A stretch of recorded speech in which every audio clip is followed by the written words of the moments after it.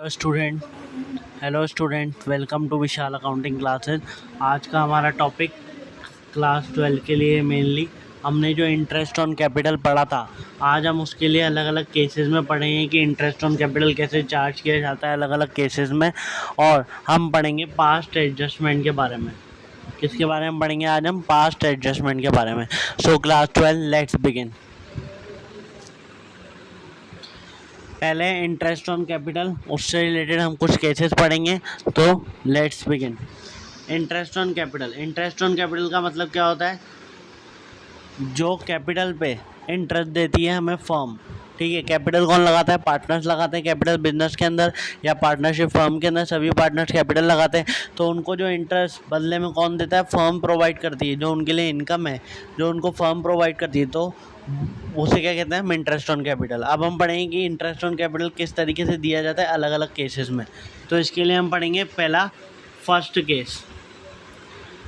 Case क्या है? When the partnership agreement is silent about the interest on capital. इसका मतलब क्या है कि पार्टनरशिप एग्रीमेंट के अंदर जब नहीं लिखा हुआ है, साइलेंट है वो, जब नहीं लिखा हुआ है कि इंटरेस्ट ऑन कैपिटल हमें देना है पार्टनर्स को।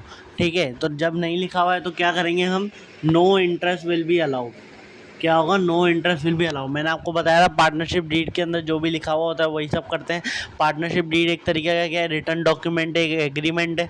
तो अगर उसके अंदर नहीं दिया हुआ है कि इंटरेस्ट ऑन कैपिटल आपको प्रोवाइड करनी है, तो हम प्रोवाइड नहीं करेंगे। इधर साइलेंट का मतलब क्या है? कि प्रोवाइड नहीं करनी है, कुछ भी नहीं लिखा हुआ है इंटरेस्ट ऑन कैपिटल के बारे में पार्टनरशिप एग्रीमेंट के अंदर। ठीक है, नेक्स्ट केस देखते हैं हम। When the partnership agreement provide for interest on capital but is silent in treating interest as a charge और अप्रोप्रिएशन। मतलब कि पार्टनरशिप डीड में तो लिखा हुआ है कि आपको इंटरेस्ट ऑन कैपिटल देना है, पर वो उसने ये नहीं बताया कि आप उसको एज अ चार्ज लोगे या एज अ अप्रोप्रिएशन लोगे। अब यहाँ पे दो टर्म्स है हमारे पास, इंटरेस्ट एज अ चार्ज और interest as a appropriation. Interest as a charge का मतलब क्या होता है कि भले ही प्रॉफिट हो या लॉस हो, आपको फिर भी इंटरेस्ट चार्ज करना है। पर इंटरेस्ट एज अ अप्रोप्रिएशन क्या होता है? इन केस ऑफ प्रॉफिट ही आपको क्या करना है? सिर्फ वो इंटरेस्ट चार्ज करना है। तो ये डिफरेंस होता है इंटरेस्ट एज अ चार्ज और इंटरेस्ट एज अ अप्रोप्रिएशन में। तो देखते हैं इस वाले के इसके अंदर। ठीक है, तो interest on capital will be allowed only when there is a profit. तो हम ये मान लेंगे कि वो क्या है? अप्रोप्रिएशन वाला केस है। तो हम क्या करेंगे? सिर्फ इंटरेस्ट ऑन कैपिटल तभी देंगे जब क्या होगा? प्रॉफिट होगा। तो यहाँ पे क्या लिखा हुआ है? इन केस ऑफ लॉस कोई इंटरेस्ट प्रोवाइड नहीं होगा कैपिटल पे। इन केस ऑफ लॉस कोई सा भी इंटरेस्ट प्रोवाइड नहीं होगा कैपिटल पे। और profit before interest is equal to be allowed more than the amount of interest. मतलब क्या है यहाँ पे? प्रॉफिट बिफोर फुल इंटरेस्ट, पूरा इंटरेस्ट देने से पहले हम देखेंगे कि उतना प्रॉफिट तो है ना। सपोज करो हमको इंटरेस्ट प्रोवाइड करना है 52,000 का और उधर प्रॉफिट कितना है? सिर्फ 48,000 का। तो हम सिर्फ प्रॉफिट के अकॉर्डिंग 48,000 का ही इंटरेस्ट दोनों में डिस्ट्रीब्यूट करेंगे। हम जो 52,000 का उनको पहले देना था वो नहीं देंगे। जितने का प्रॉफिट होगा उतना ही हम क्या करेंगे? डिस्ट्रीब्यूट करेंगे पार्टनर्स के अंदर। तो यहाँ पे क्या लिखा हुआ है कि हम पहले क्या करेंगे? प्रॉफिट देख लेंगे इंटरेस्ट चार्ज करने से पहले, फुल इंटरेस्ट चार्ज करने से पहले हम क्या देखेंगे? प्रॉफिट। कहीं प्रॉफिट उससे कम ना हो। जैसे मैंने यहाँ पे लिया 48,000 प्रॉफिट है और हमें दोनों को मिला के इंटरेस्ट ऑन कैपिटल सपोज करो 15% पे देना है। कितना देना है? 15% पे कितना देना है हमको? सपोज करो 52,000 देना है पार्टनर्स को। ए और बी पार्टनर्स है, उनको 52,000 इंटरेस्ट ऑन कैपिटल देना है। पर हमारे पास प्रॉफिट कितना है? 48,000 का। तो हम 52,000 नहीं देंगे, इसी 48,000 को डिस्ट्रीब्यूट करेंगे ए और बी पार्टनर्स के अंदर। अब ये डिस्ट्रीब्यूशन कैसे होता है? ये डिस्ट्रीब्यूशन उनके प्रॉफिट रेशियो में होता है। प्रॉफिट नहीं, मतलब कैपिटल के रेशियो में होता है। जितनी कैपिटल उन्होंने लगाई है पहले हम उसका रेशियो निकालेंगे। सपोज करो जैसे कि 10,000 लगाई ए ने, 15,000 लगाई बी ने, तो इनका जो अब रेशियो निकलेगा, अब इनका रेशियो क्या निकल रहा है? अगर हम 5 से कट करें तो 2:3 रेशियो निकल रहा है। तो इस रेशियो, ये कैपिटल के रेशियो के अंदर क्या होता है? हम वो प्रॉफिट डिस्ट्रीब्यूट करते हैं। 48,000 सपोज करो था प्रॉफिट, तो हम इसको इस रेशियो के अंदर डिस्ट्रीब्यूट करेंगे। 52,000 डिस्ट्रीब्यूट नहीं करेंगे, इस रेशियो के अंदर डिस्ट्रीब्यूट करेंगे। सो ये हमने इस वाले में पढ़ा। पहला, जब साइलेंट हो, और दूसरा अगर जब लिखा हुआ ना हो कि वो एज अ चार्ज है या फिर एज अ अप्रोप्रिएशन, तो हम क्या मानेंगे उसको, एज अ अप्रोप्रिएशन ही मानेंगे और उसी तरीके से हम लोग बिहेव करेंगे। और लॉस में हम नहीं देंगे इंटरेस्ट ऑन कैपिटल, और प्रॉफिट में हम देंगे, पर प्रॉफिट में उतना ही देंगे जितना हमारे पास प्रॉफिट अवेलेबल होगा। तो अब हम नेक्स्ट पे चलते हैं, नेक्स्ट केस पे। नेक्स्ट केस है इसी का C part. When the profit before interest will be interest is less than restricted to the interest itself, amount of profit, hence profit will be distributed in the ratio of interest on capital of each partner। वही चीज़ यहाँ पे वापस आ गई है कि अगर interest ज़्यादा हो, इंटरेस्ट जैसे मैंने बोला आपको ज़्यादा है 52,000 है, ठीक है, और प्रॉफिट कितना है 48,000 का है, तो वही चीज़ यहाँ पे बोल रहा है वो कि अगर इंटरेस्ट ज़्यादा हो, ठीक है, तो फिर हम क्या करेंगे, उनको किसके रेशियो में बांटेंगे, जितना उन्होंने कैपिटल लगाया है, जितनी उन्होंने कैपिटल लगाई है उसके रेशियो में क्या हम करेंगे, डिस्ट्रीब्यूट कर देंगे उनको प्रॉफिट, या फिर वही प्रॉफिट क्या बन जाएगा, इंटरेस्ट ऑन कैपिटल बन जाएगा। अब नेक्स्ट केस पे चलते हैं हम। नेक्स्ट केस पे क्या है, when the partnership agreement provide for treating as a charge. जब पार्टनरशिप एग्रीमेंट बोल रहा है कि इसको हम ट्रीट करेंगे एज अ चार्ज। अब मैंने आपको बताया था पिछले वाले में कि उसने पार्टनरशिप डीड के अंदर ये तो लिखा हुआ था कि हम इंटरेस्ट ऑन कैपिटल देंगे, पर ये नहीं लिखा हुआ था कि एज अ चार्ज देंगे, एज अ प्रोविजन देंगे। अब इधर अगर साफ साफ उसने बोल दिया क्वेश्चन के अंदर कि interest on capital as a charge देना है, तो आप दोगे इन केस ऑफ लॉस भी, इन केस ऑफ प्रॉफिट भी।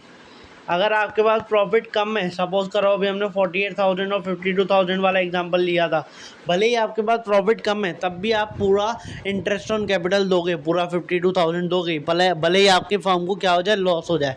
तो एज अ चार्ज वाले में क्या करते हैं हम, भले ही लॉस हो, प्रॉफिट कम हो, भले ही, तब भी हम क्या देते हैं, इंटरेस्ट ऑन कैपिटल प्रोवाइड करते हैं। तो यहाँ पे क्या लिखा हुआ है, यहाँ पे लिखा हुआ है फुल इंटरेस्ट प्रोवाइड होगा, भले ही यहाँ पे प्रॉफिट हो या फिर यहाँ पे क्या हो, लॉस हो, क्या होगा, फुल इंटरेस्ट प्रोवाइड किया जाएगा। अब हम आगे बढ़ते हैं नेक्स्ट टॉपिक पे, हमारे जो है हमारे पास्ट एडजस्टमेंट।